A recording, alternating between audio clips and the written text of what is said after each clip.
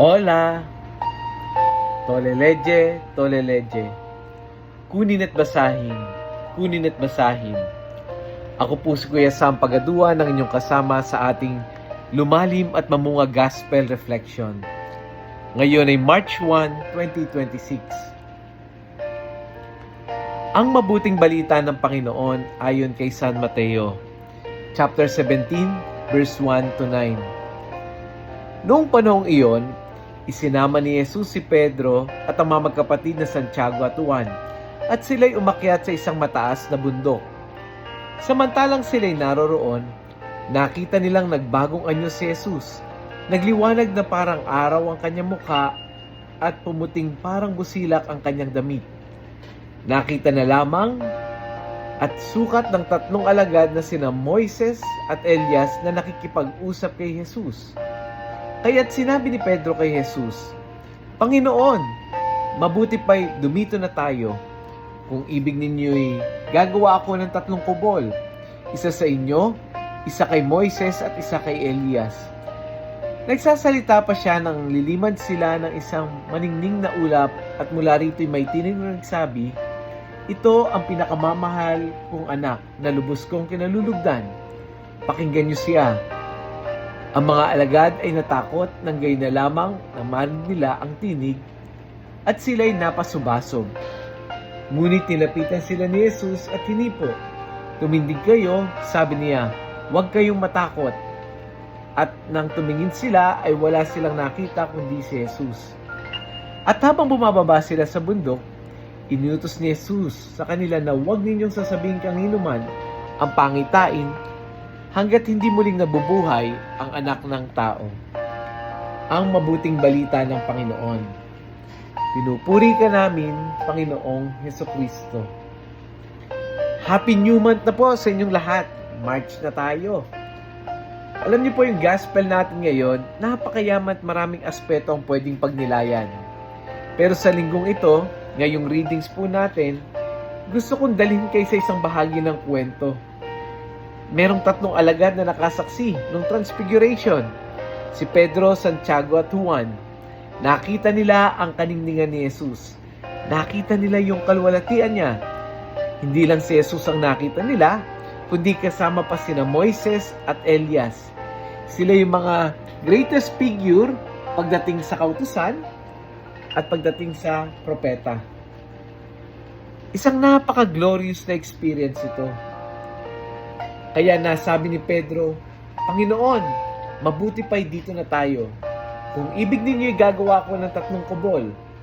Anong ibig sabihin nito? Bakit kailangan gumawa ni Pedro ng 3 kubol? Dahil ang totoo nun, ayaw na niyang bumaba. Gusto niyang manatili sa taas ng bundok.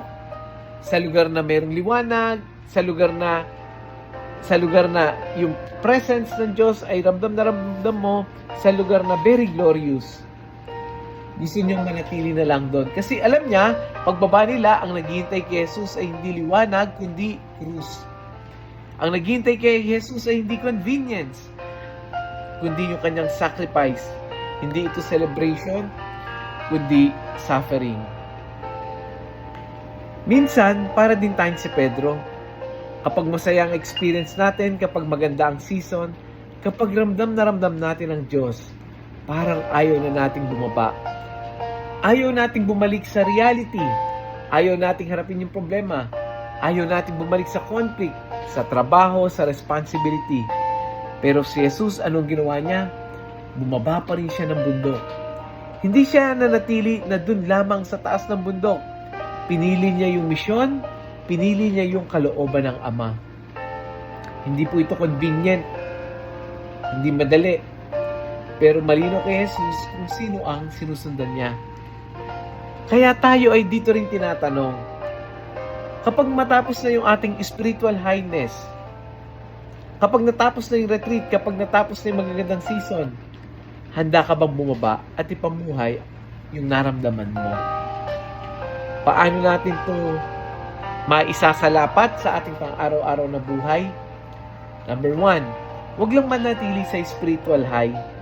Ang pananampalataya ay hindi lang nararamdaman sa retreat o sa simbahan. Kailangan dalhin din natin ang liwanag ng bundok pababa sa ordinaryong buhay, lalo na sa ating pamilya, sa ating trabaho, sa ating mga kaibigan. Pangalawa, tinuturo sa atin na piliin natin yung mission kaysa comfort. May mga pagkakataon na mas gusto nating manatili sa safe at masayang lugar. Pero ang pagsunod kay Jesus, minsan ay nangangahulugan ng pagharap sa hindi convenient dahil doon tayo mas lalago. At syempre, pangatlo, tiyakin nating malinaw sino ba talaga sinusundan mo. Kapag malinaw ang sinusundan, kapag sinusundan natin kalooban ng Ama, mas magiging matatag ka kahit mahirap ang daan. Ang clarity sa calling ay nagbibigay lakas sa gitna ng mga challenges. Let us pray. Panginoong Jesus, salamat sa mga bundok moments namin. Wow, bundok moments ng aming buhay. Sa panahong malinaw ka, ramdam ka at malapit ka. Pero turuan mo rin kaming bumaba ng bundok. Tulungan mo kaming harapin yung aming mga misyon. Kahit hindi ito convenient. Kapag mahirap ang daan, ipaalala mo sa amin kung sino ang aming sinusundan. Amen.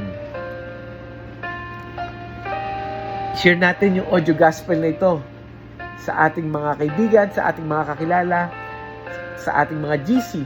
Lalong-lalo na kung meron kakilala ka na nandoon sa pagdududa moment. No? Baka itong reflection na ito ang kailangan niya ngayon. Kaya share lang natin ito at syempre huwag kakalimutan dumalo sa ating mga Sunday Masses, sa inyong mga Bible services. Muli, ako po si Kuya Sam Pagadua, nag-aanyaya. Halina, tayo ay lumalim at mamunga. Lumalim sa pananampalataya at mamunga na mabubuting gawa. God bless us all.